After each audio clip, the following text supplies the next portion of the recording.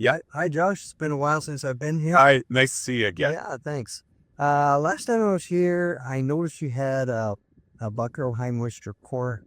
Yeah. And what tweaked my mind recently is I read a paper in the Journal of Dairy Science. Yeah. And that paper was comparing cow performance on high moisture corn, reconstituted dry corn, and dyed dry ground corn. Yeah. What's your comments on that? What's been your experience?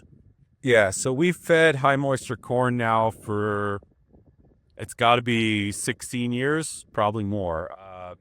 So we like high moisture corn for some of the practical reasons of it's cheap to make. We typically you're going to have wet corn here. We have short growing season. You're going to save drying costs. And for us, like, we make our high moisture corn, most of it we make is high moisture ear corn, which we run through our choppers. So it gives us a chance to take advantage of our forage equipment. We can harvest it much faster than doing dry corn or even combining. So we're able to put up our feed in days instead of weeks. So how does storage differ? So storage wise, we store on concrete in bunkers, or you could just do on concrete. But you're going to put it up just like you're making your silage. You pack it, cover it, tire it. We'll use inoculant on it too. But yeah, like storage wise, we feed it year round, right through winter, right through summer.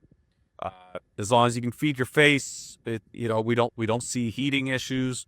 We don't see storage issues. We're not spending money grinding all year.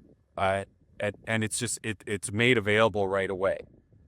Okay, so when you talk about the face, how much are you trying to take off on a daily basis? So we'll take about 10 inches off a day, but we feed with self-loading TMRs, so everything's always faced off.